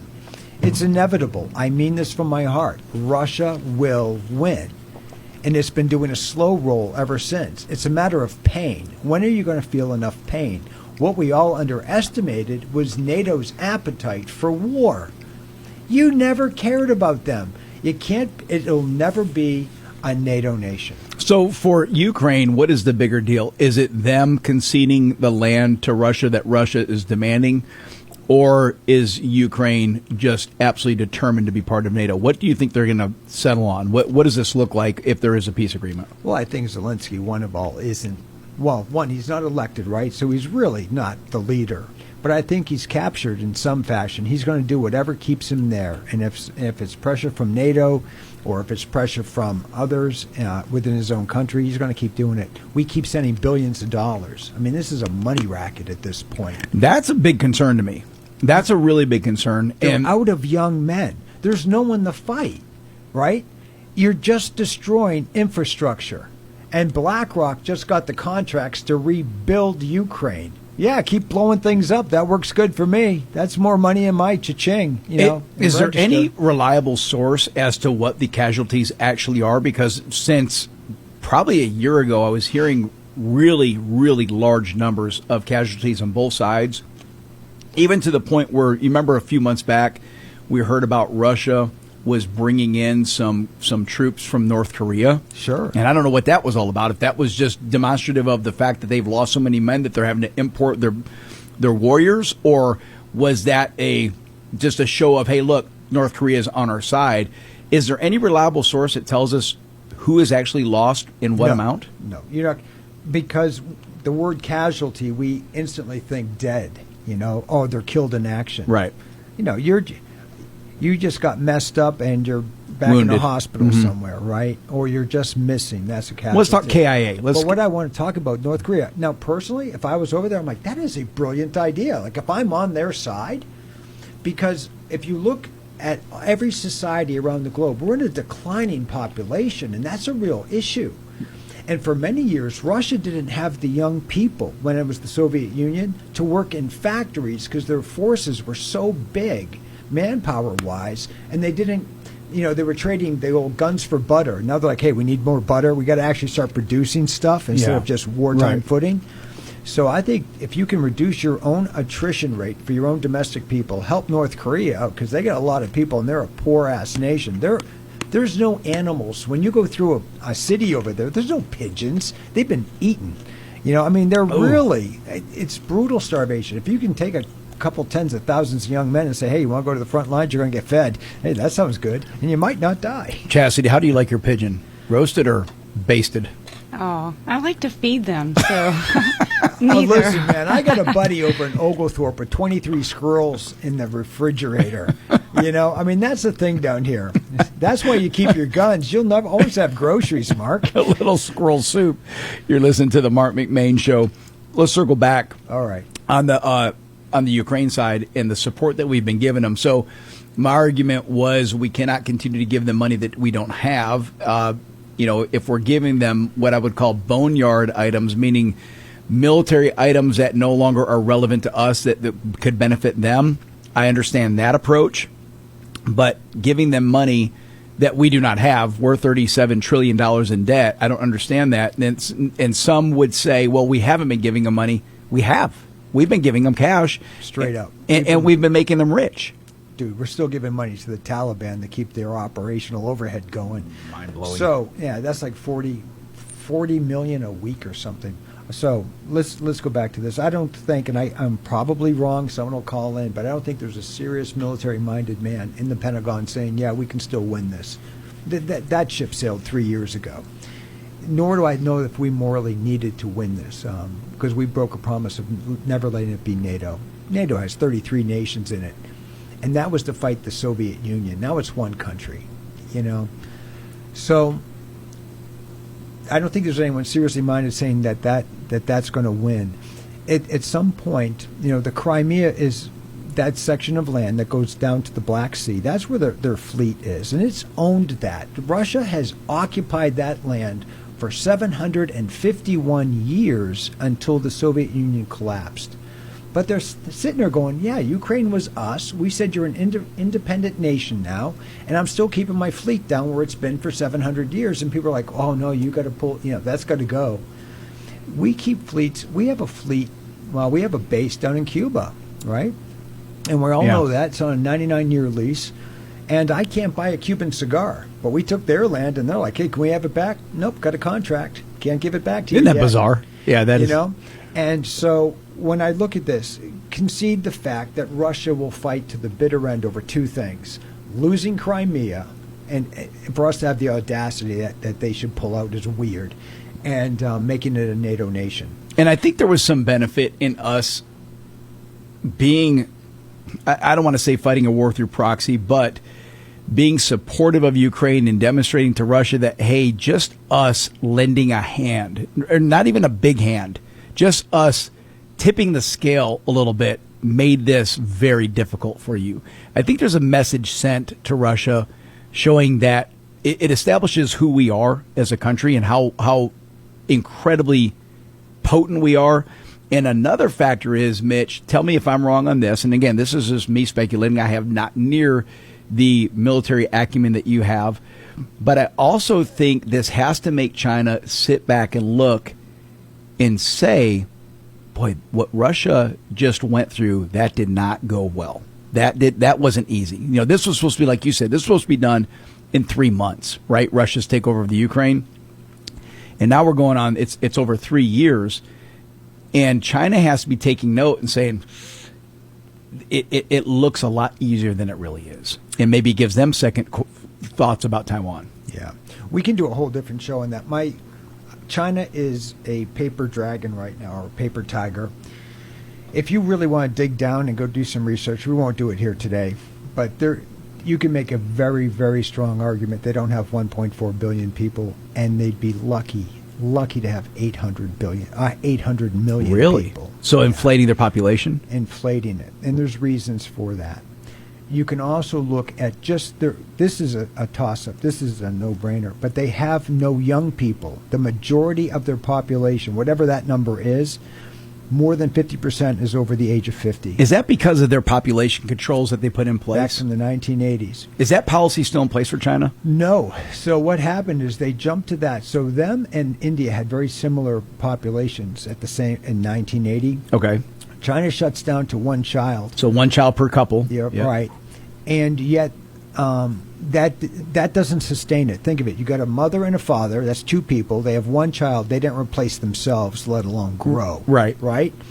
By 1990, like, oh, that's kind of a mistake. Man, we're going to kick it up to 2 kids. And they did. People didn't want to have 2 kids. They were so conditioned to the one. Then you get to the year 2000, like, okay, look, you can have up to 3 kids. And people still aren't having them. And you know this because there's ways to measure it. Number of vaccinations that they give to school-age kids. The fact that Singapore just shut down 80 preschools. Like, hey, if your population's that big, how come you're shutting down all the preschools? Interesting. Yeah, right? Interesting data. So, but let's just go back to what we absolutely know right now is that they don't have the manpower to pay the taxes to support the elderly. If they get in a conflict of attrition with us, you don't have a young person you can afford to lose, let alone lose it over Taiwan.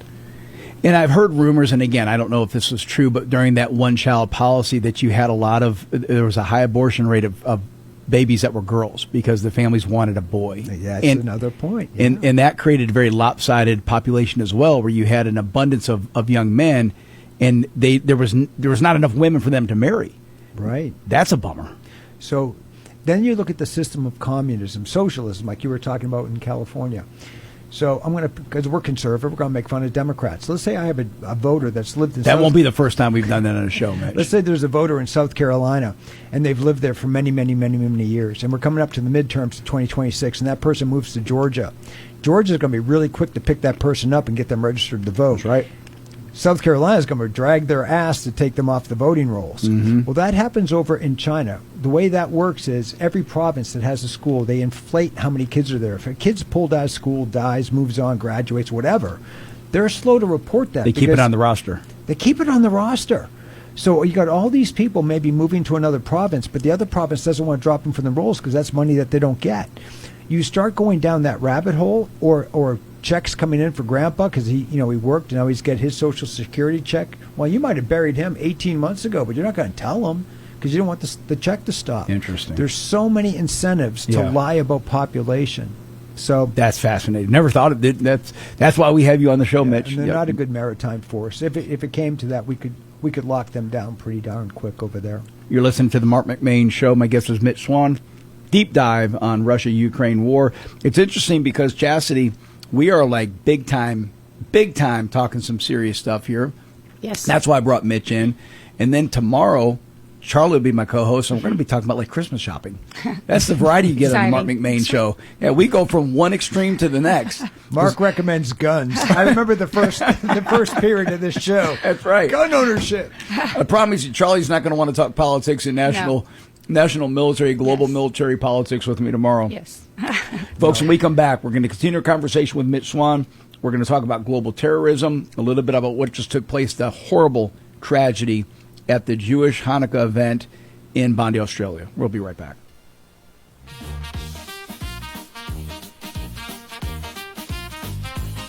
Hey y'all, it's Bethany at Willfully Guided Co. Boots and Western Apparel. Whether you're on the job site, in the barn, or out on the town, we've got the perfect boots for every occasion. From rugged work boots to stylish fashion picks, let us outfit the entire family from head to toe. Come see us at 116 South Broad Street, right in the heart of beautiful downtown Monroe. Willfully Guided Co. Boots and Western Apparel, your local, family-owned destination for the finest boots and apparel around. This is Pastor Stephen Butler from Bible Baptist Church in Monroe with some good news for you today. Isaiah 9:6 says, "For unto us a child is born, unto us a son is given, and the government shall be upon his shoulder, and his name shall be called Wonderful, Counselor, the Mighty God, the Everlasting Father, the Prince of Peace." This Christmas, Bible Baptist Church is celebrating the birth of the Savior of the world. Services are held Sundays at 11 a.m. and 6 p.m. On Wednesdays at 7 p.m., we have children's and youth activities and youth group for all middle and high school students, along with adult Bible studies.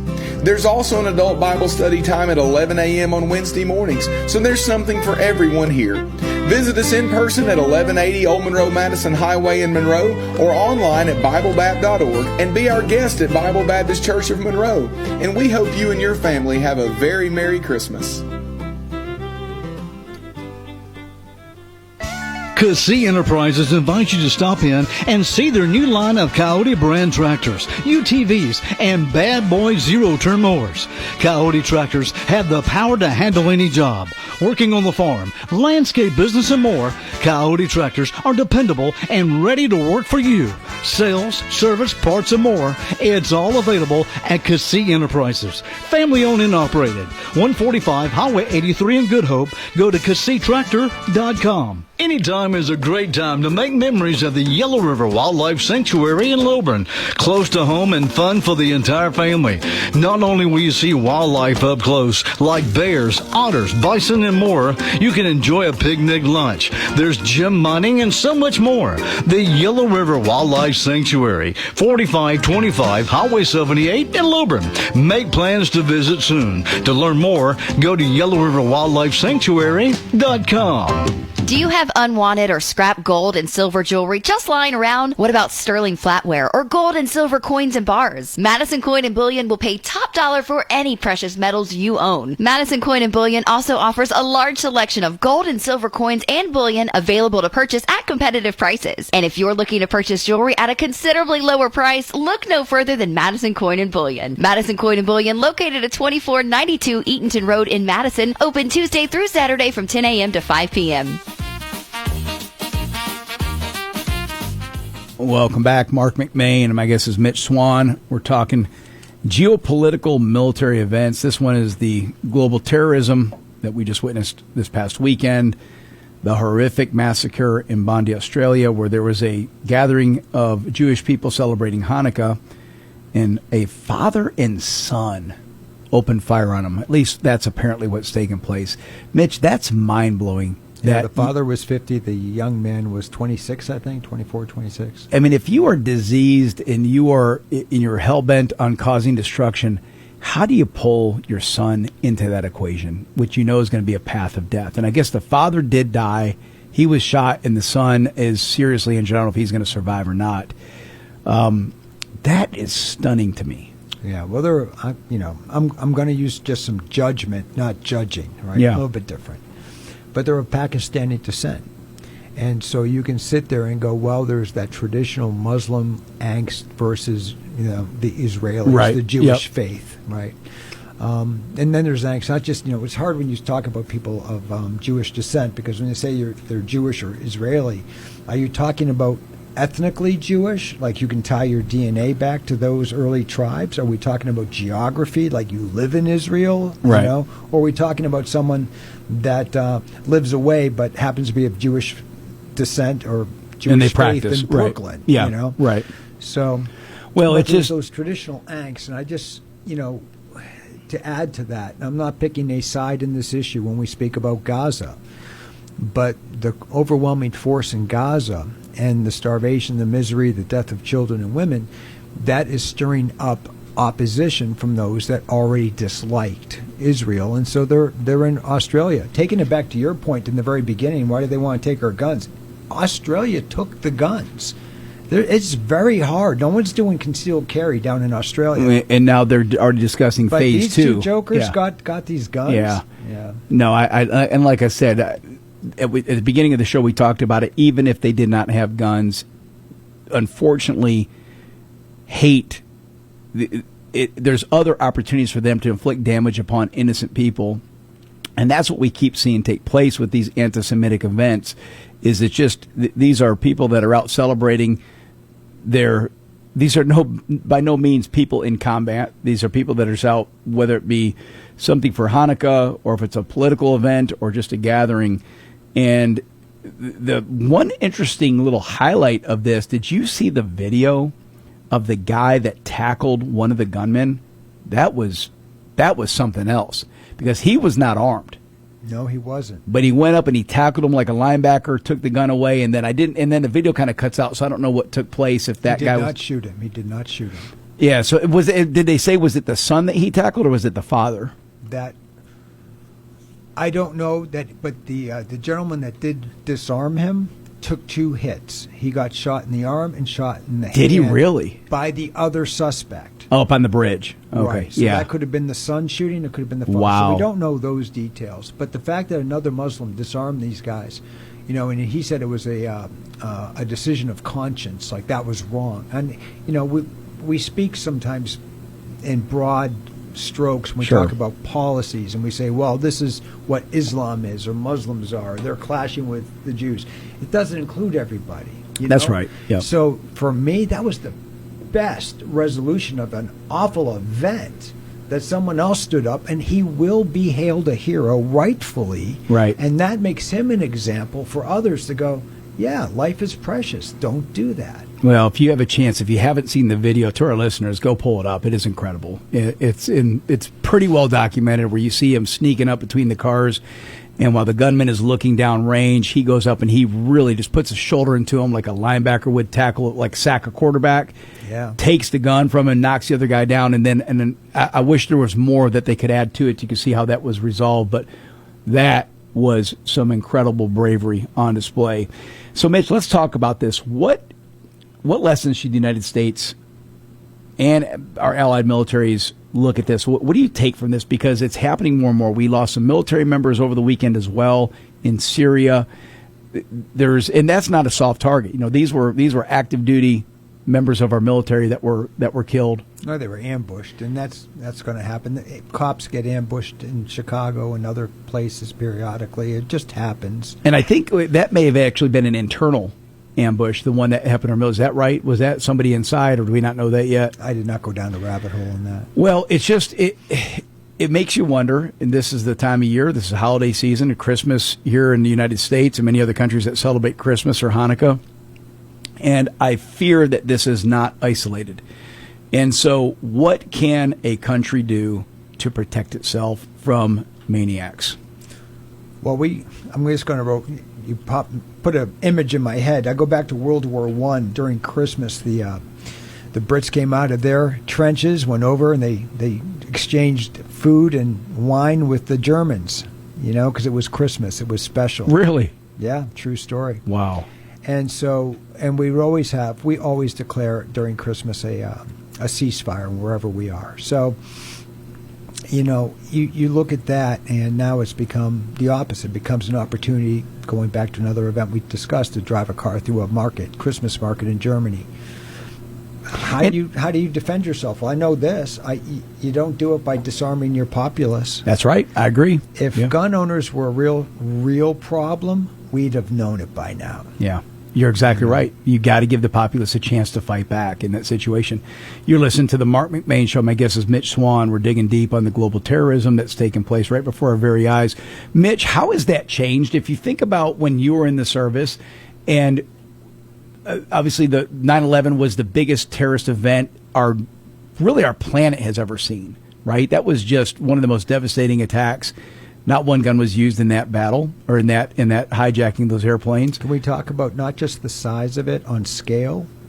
If we went back before that, we'd say Pearl Harbor, but we didn't get to watch Pearl Harbor in HD on our TV. That's right. As it unfolded and people jumped out of buildings. I mean, it was visceral, it was violent, and it was globally witnessed, at the same time. But it seems like, would you agree with me that now when you see these events, they feel like they're more spontaneous? September 11th was planned, obviously, for weeks, if not months, right? There was a lot of effort, a lot of strategy behind what they did to pull off what took place. But now you have these events like this father and son.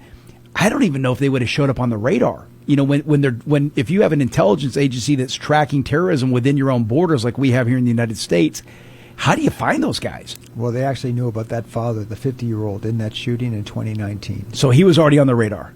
He was already on the radar, but they're like, there's no active case against him. He was part of a cell that they were tracking. You're kidding me. No, I kid you not. See, what scares me about that is how many of those are taking place here in the United States right now, where they've got somebody identified, they've got them pegged, but they're not moving on it. Well, all right. We have had cells here long before 9/11, back in the 90s. And I expect my enemies to come in here. So we have disruptors. They're in our borders. They've always been here. And they have grown over the years. I think a lot of men of fighting age have crossed our borders over the last 7 years as we really spiked up with cross-border immigrants. They use the opportunity to come in among the sheep. The wolves coming in with a herd of sheep. So those exist. If you listen to someone like Sarah Adams, who's a former CIA agent, and she tracks these things.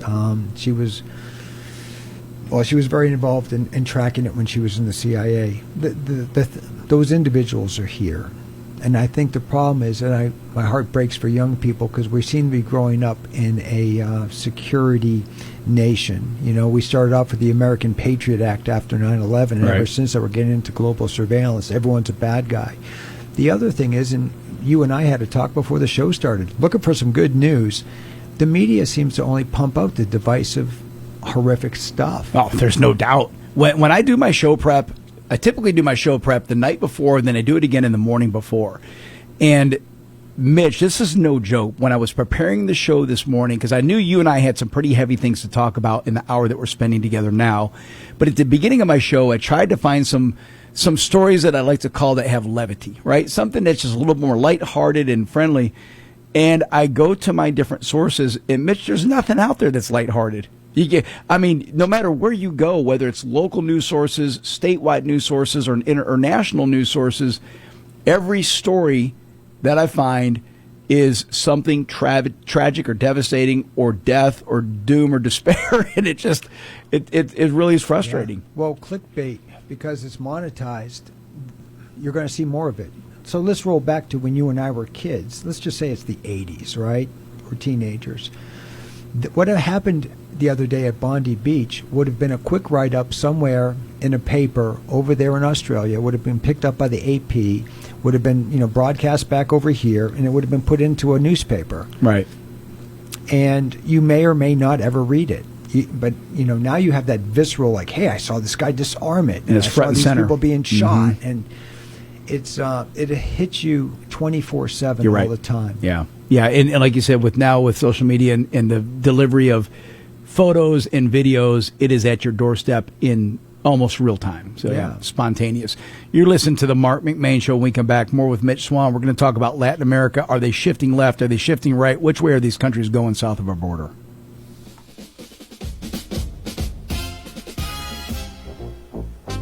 What matters most at Walton EMC? Reliability. With 99.99% reliability, we power lives around the clock. From investing in renewable energy to strengthening our grid, we're always working to keep your power on, even when severe weather strikes. And when it's needed, you can count on our skilled teams 24/7 to quickly restore your service. Walton EMC, investing energy in what matters most. Learn more at waltonemc.com. It's already that time of year. Time to start thinking about what you're going to gift your office staff, clients, and relatives spread out all across the country for the holidays. Well, the only real option is to go with Stone Mountain Pecan Company. Everybody appreciates the gift of high-quality pecans, walnuts, almonds, and cashews. How about some coffee and dried fruit, too? It's all online at stonemountainpecan.com, or make a family trip of it to their country store on Highway 78 in Monroe. Stone Mountain Pecan. Eat well, be happy. Lake Life is the Lake Area's largest award-winning magazine, reaching over 25,000 readers. Pick up your copy of Lake Life magazine today. Get Lake Life free at over 100 convenient locations in Georgia's Lake Country. And keep in mind, you'll receive your free copy with a subscription to the Lake Oconee News or the Eatonton Messenger. Lake Life. It's all about the lives and events in Georgia's Lake Country. Call 706-485-3501 to subscribe. Lake Life, the biggest, the best, and it's free. From touchdown celebrations to new home celebrations, I'm Realtor Josh Parker, and I'm here to help you score big in the real estate game. Enjoy the game and make sure you've got your home team ready for the next big play. Contact me directly at 770-601-9599 or online at RealtorJoshParker.com. Be sure to like and follow me on Facebook as well at Realtor Josh Parker for updates on the real estate market and new listings in your area, from Monroe to Madison to Covington, Conyers, and Winder. It's all online. Serving Loganville and the surrounding area for over 25 years, it's the Main Street Barbershop, 305 Main Street next to Braxton's Auction in downtown Loganville, offering old-fashioned service and modern-day styles. Appointments available and walk-ins welcome. Open Tuesday through Saturday with a friendly staff and atmosphere. That's Main Street Barbershop in downtown Loganville. Call 770-554-3300 or go to mainstreetbarberloganville.com to learn more. Franklin's Gun Shop in Athens has everything you need for hunting and fishing. They have great prices on their guns, ammo, scopes, bows, gun safes, knives, blinds, tree stands, and rod and reels, clothing, and more. I do all of my shopping at Franklin's, and they're open 7 days a week, Monday through Saturday from 9 to 9 and Sunday noon to 6. At Franklin's, you'll get great customer service from people who know what they're talking about. Family owned since 1961, located at 3941 Atlanta Highway in Athens. Welcome back. Marc McMain co-hosting with me today is Mitch Swan. Mitch, I want to talk about Latin America, everything south of our border. Mexico is still actually part of North America. It's not Central America. But we'll start with them. Okay. Back when Vicente Fox was their president, he was their last probably true conservative, if he even was conservative. Every president since him has shifted left to where now their president is Claudia Sheinbaum, and it's funny because when I was doing my research, the analysis that came up with that she's left-leaning, she's beyond left-leaning. She is a far leftist. And so, but a little beacon of hope, Chile's election of Jose Antonio Cast just took place, marks a major shift toward conservative leadership. And I think what's happening in Latin America is there's now an appetite for law and order. People down there are sick of cartels or crime organizations running the countries, or at least running rampant. So with a country like Chile, there are a handful of countries down there now that have conservative leadership. But I think most listeners would think, when you say Latin America, those are pretty conservative countries. That's not the case anymore, Mitch. Right. I think they project their Christian values down there and say, they must be conservative. Right. Yep. And, it's very well possible that most of them are. But, you can control populations. And I would point out, too, if you look at Japan, I think there's a global event where people want more conservative leadership. And we just had one of the most conservative women ever elected president of Japan. And that little firebrand is already poking China in the eye. Oh, yeah. Don't make me try to remember her name, because if I can't spell it, I can't say it. But so there's beacons of light. But I want to set the stage before we get really into South America. I want to reflect on a few things that I learned when I used to read a few books by Ross Perot. Okay. It's amazing to me as a nation that we ship so much stuff or request so much stuff from China, and we've really lifted them up. There was a time in our lifetime they were 15th in the world for an economy. We lifted them up into the second place position. What was the impetus of that? Where did that begin?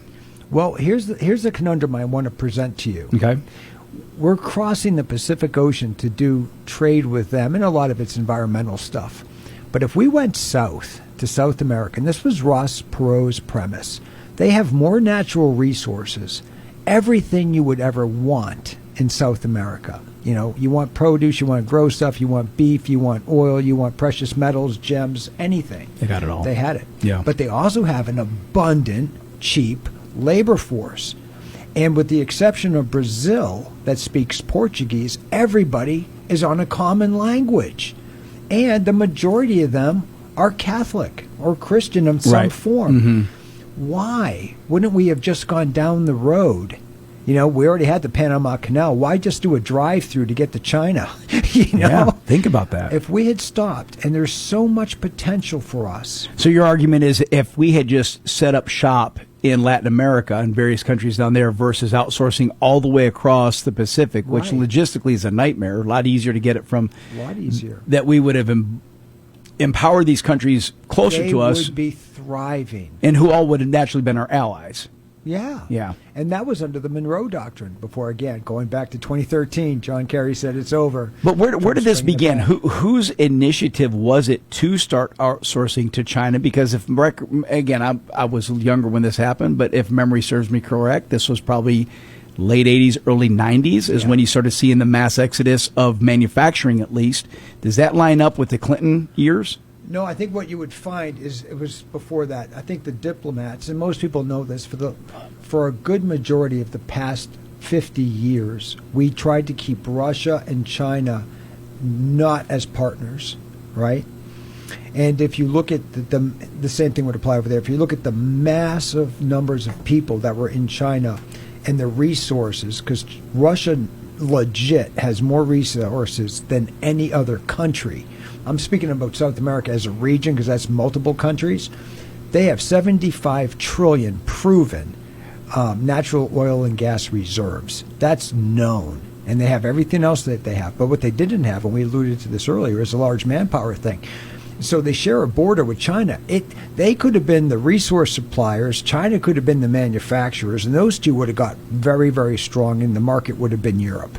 Wow. And so I think what they decided is, instead of lifting up South America, we're going to get China on our teat and make them kind of beholden to us, and we're going to lift them up, and they'll like us a lot. And So try to create that fracture between them and Russia to keep them from doing what would also seem like a very natural alliance. Just as I'm proposing, they would be a natural alliance for us. But unbeknownst to us, we created a monster. We created a giant. Yeah, think of that. Wow. And they do not have our best intentions at heart. You're listening to the Marc McMain Show. Let's talk about not security risks, security benefits. As Latin America, if more and more of these countries do truly shift towards conservative policy, if they continue to elect conservative leaders, that will stabilize, right? Conservative leaders are going to have fiscal policy that will benefit the country, and they're going to have policy that will clamp down on crime, which is a big deal for us, because what we don't want are dozens of countries south of our border that are in dismay, and their populace are flooding our borders like we saw over the past 4 years. So, big benefit to see some of these countries shifting towards conservatism. 100%. There's a reason you don't get abundance in socialist countries. And I think that's by design. You keep the people dependent upon you. But when you open up and say, we're going to be capitalist, you can open up your own market, open up your own stores. We're not going to overly tax you. We're not going to put barriers to that with restrictions and regulations and filling out paperwork, and it can take you 3 years. It took me 9 months just to get a little house in Good Hope, B1 zoned and ready to open the door. Yeah. Now, let's go on the other side of the equation. I'm poor and I'm hungry and I've got kids to feed and I live in South America. Well, and it applies here too. If you make it too hard to do an honest living and thrive, then there's much more. You're like, hey, look, if I just sell weed here in Good Hope, invest 40 grand, buy some weed, sell it for 70, I double my money and a little bit more, and or more, and there's no real downside risk. Well, yeah, they might put you in jail. Yeah, not in this current environment. Yeah. But if you're down there and you can't, and you're just dependent on what the government gives you, well, you're very susceptible, and you're not a bad person. You're like, yeah, I'll be a mule for you.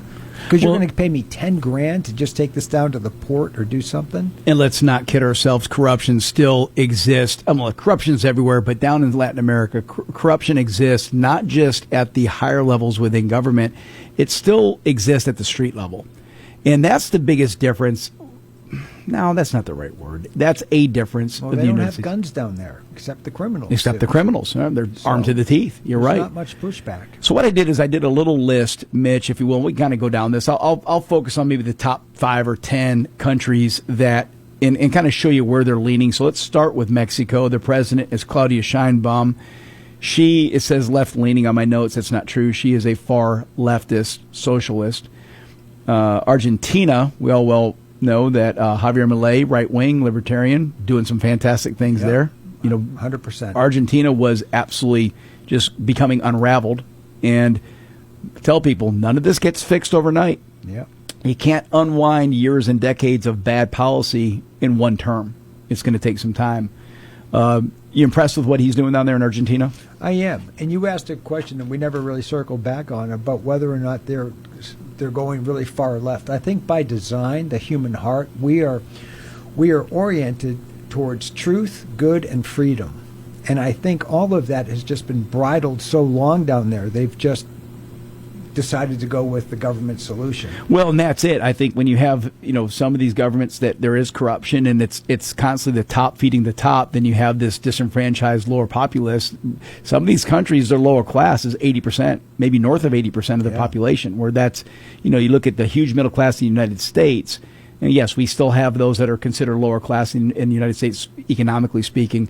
But some of these countries, that is the vast majority. And when that vast majority all says, hey, we're going to put our guy in power, then the tailspin begins. And that's what's going to happen, I think. Like you look at Brazil, Luis Inácio Lula da Silva is left-leaning president.